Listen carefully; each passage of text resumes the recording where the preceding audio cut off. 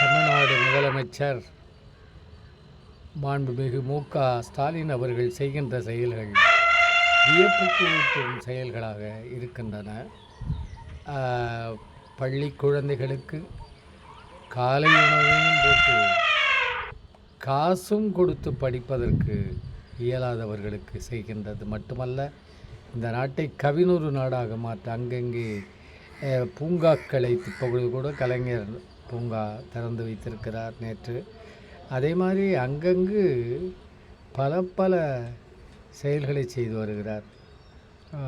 அறிவுக்கு வளர்ச்சிக்கு நூலகங்கள் என்ன அநேகமாக தமிழ்நாட்டு முதலமைச்சர்களையே பன்முகைத்திறமை கொண்ட கலைஞர் பல நிலையில் இருந்ததை விட இவர் திராவிட மாடல் என்ற ஒன்றை துணிவாக சொல்லி செய்கின்ற செயல்கள் அத்தனையும் வியப்புக்குரியனாக இருக்கின்றன.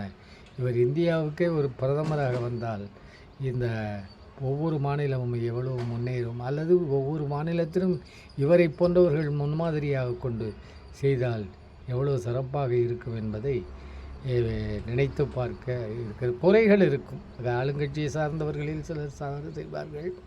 அதே மாதிரி எதிர்கட்சிக்காரர்கள் எப்படாது நேரம் பார்த்து கொண்டிருப்பார். அதெல்லாம் கடந்து பார்க்கிற போது ஒரு முதலமைச்சர்களிலேயே வரலாற்று படைப்பவராக மு.க. ஸ்டாலின் அவர்கள் இருப்பார்கள். அந்த குடும்ப அரசியல் என்ற விமர்சனத்தையும் தாண்டி அவர் வெற்றி பெறக்கூடிய செயல்களை செய்து கொண்டிருக்கிறார். உலகன் தொலைக்காட்சிக்காக ஆசான் செந்தமிழ்ச்செழியன். நன்றி, வணக்கம்.